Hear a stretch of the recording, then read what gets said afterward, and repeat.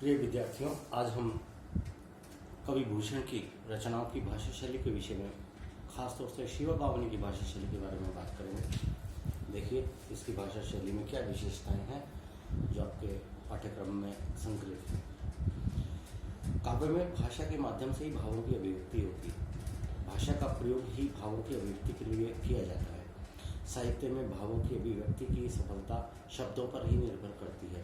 यदि विशिष्ट विषय के लिए विशिष्ट शब्दों का चयन न किया जाएगा तो काव्य में अभीष्ट अर्थ की प्राप्ति नहीं हो सकेगी।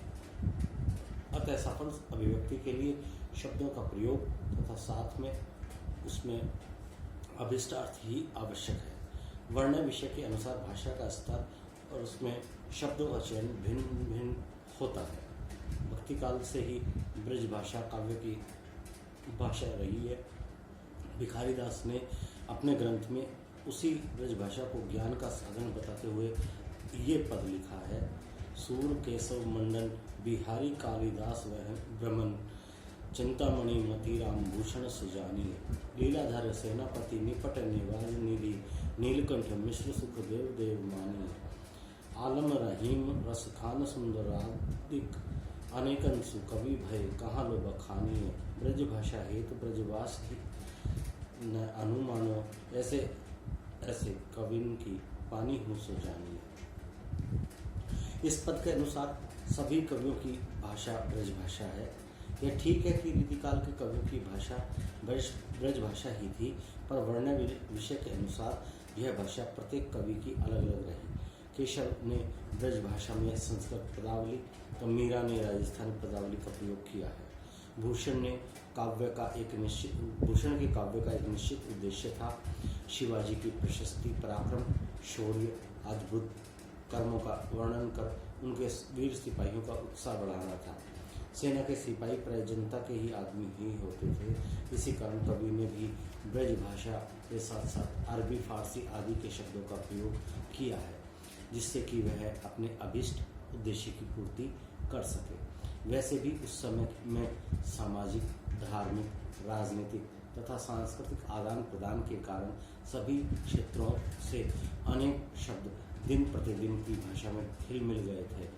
दरबारियों की भाषा में भी अरबी, फारसी की प्रधानता थी। भूषण भी चूँकि दरबारी कवि थे, यह ठीक है कि वे हिंदू नरेश के दरबारी कवि थे, पर उसमें हिंदवी भाषा को स्थान मिल चुका था, जिसमें प्राय सभी भाषाओं के शब्दों का प्रयोग किया गया था। भूषण के समय में ब्रज भाषा ही साहित्यिक भाषा थी। इस साहित्यिक भाषा की प्रत्येक कवि अपनी प्रांतीयता के अनुसार उसे अपना रंग देता था। भूषण का अपना प्रदेश उत्तर प्रदेश का टिकवापुर गांव था, जो कि कानपुर के पास है। वे विभिन्न दरबारों में भी गए थे। इस कारण अरबी, फारसी के प्रचलित शब्दों के से उनका परिचय अनायास ही हो गया और वे साहित्यिक भाषा के अंग बन बैठे। और इसका एक उदाहरण देखें तो एल फैल खैल भैल खलक में बैल वैल गजन की ठेल पैल सैल उलत है। इसमें एल, खैल, भैल, खलक आदि इसी प्रकार के विदेशी शब्द हैं। वास्तव में भाव और भाषा का अन्योन्याश्रित संबंध है। दोनों के मिले जुले रूप से काव्य की सृष्टि होती है। यही अंतर्मन के मंथन का परिणाम है और बाद में यही दूसरों के मर्म स्थल को छू भी लेती है और अपना प्रभाव उस पर व्यक्त कर देती है। शिवा बावनी का प्रतिपाद्य शिवाजी जैसे राष्ट्र नायक का कीर्तिगान है। कवि ने इसी के अनुरूप वैभवपूर्ण एवं गरिमा से मंडित शैली को अपनाया है।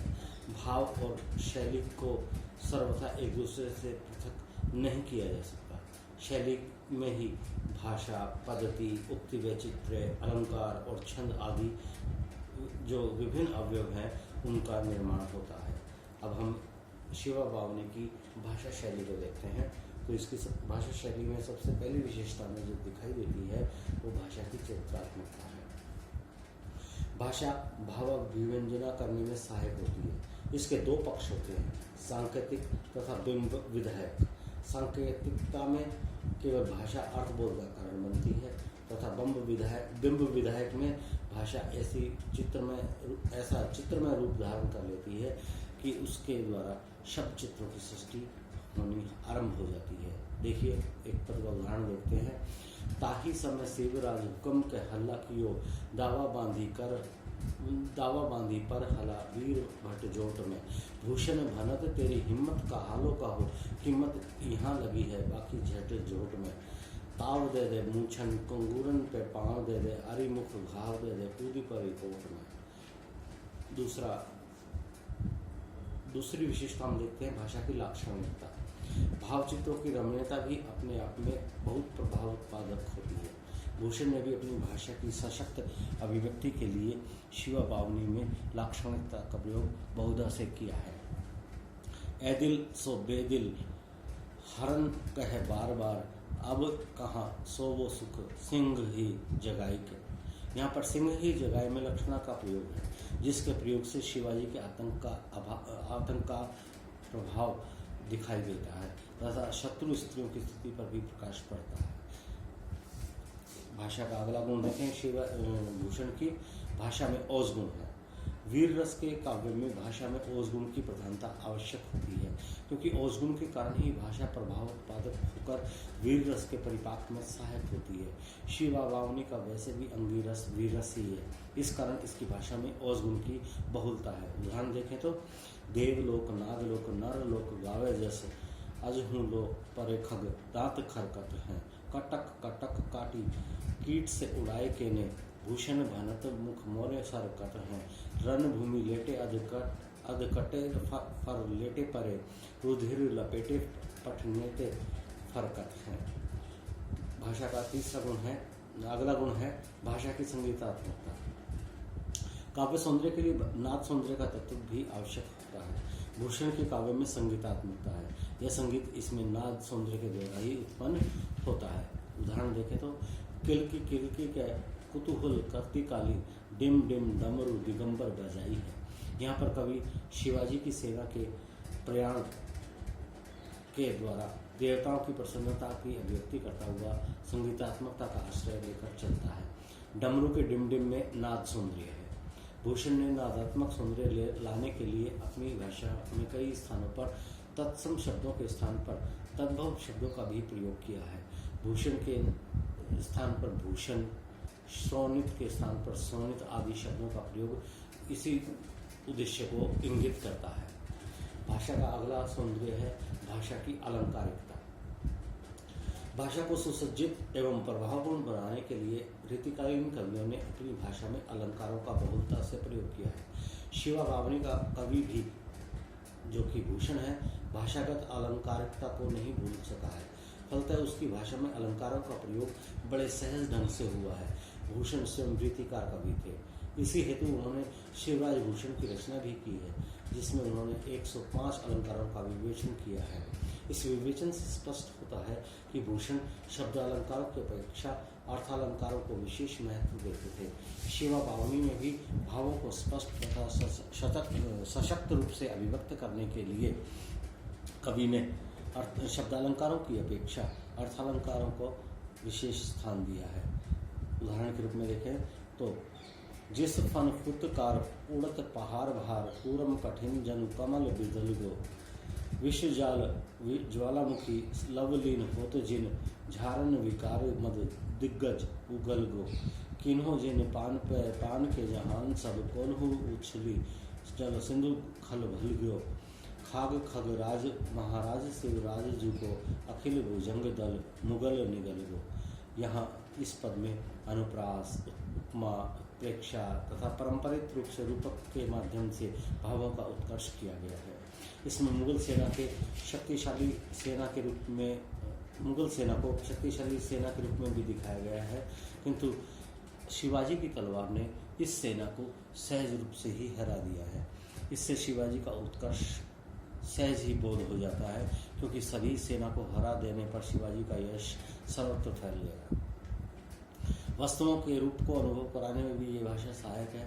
तारा सो तरनी धुरी धारज में लगत जिमी, धारा पर पारा पारा वार जो हालत है। यहाँ पर सूर्य के वर्णन में उपमा द्वारा उसके रूप को प्रस्तुत किया गया है। क्रिया का अनुभव कराने में भी ये भाषा तीव्र रूप से सहायक है। देखी देखी मुगलों की हर में भवन त्यागे, उजकी बट उठे बहत बयारी के। यहाँ पर अनुप्रास तथा पुनरुक्ति की सहायता से मुगलों की बेगमों की क्रियाशीलता का वर्णन किया गया है। भूषण ने भाषा की प्राचीन बंधों की उपेक्षा की है। उन्होंने कई भावों की प्रसन्नता के लिए शब्दों को तोड़ा मरोड़ा है, जैसे भूषण, भूषण आदि। तो कहीं भाषा में औसगुण भरने के लिए भी शब्दों में पर्याप्त परिवर्तन किए हैं, जैसे दुर्ग का दुग आदि उदाहरण हम देख सकते हैं। कई विदेशी शब्दों के मिल जाने से उनकी भाषा में खड़ी बोली के वाक्यों की प्रवृत्ति ही मिलती है। उदाहरण के रूप में देखें तो हवा हु न लगाती ते हवा ते बेहाल भई, लाखन की भीड़ में संभारते न छाती हैं। भूषण ने अपनी भाषा को प्रभावशाली रूप में अंकित करने के लिए विदेशी शब्दों में क्रिया निर्माण भी किया है, जैसे बीज बीजाना में बिललानीय, कुमलहाना से कुमलहानीय, छाछ से छाजर, जोर से जोराना, निवाज से निवाजे आदि क्रियाएं सहज रूप में ही हमारा ध्यान आकृष्ट कर लेती हैं। भूषण की काव्य भाषा इस प्रकार की थी कि उसे प्राय सभी समझ सकते थे। उस समय देश का राजनीतिक, सामाजिक एवं सांस्कृतिक वातावरण ही इसी प्रकार का था कि अरबी फारसी में तुर्की के शब्द भारतीय भाषाओं में घुल मिल गए थे। इस प्रकार के शब्दों के कारण प्राय सभी भाषाओं में अद्भुत समानता आ गई थी। उत्तर प्रदेश की क्षेत्रीय बोलियां भी इसी कारण दक्षिण भारत की मराठी से जा मिलती थी। वैसे भी जनमानस की आम भाषा में विदेशी शब्द घर कर गए थे, इसलिए बोलचाल की आम भाषा होने के बावजूद भूषण ने इन शब्दों का अपनी रचनाओं में प्रयोग किया है, जिससे कि वो सिपाहियों के लिए, सैनिकों के लिए बोधगम्य हो सके, जैसे बेरिज, गुसलखाने, गैर मिसिल, किम्मत, हिम्मत आदि ऐसे ही विदेशी शब्द। बस आज के वीडियो में इतना ही।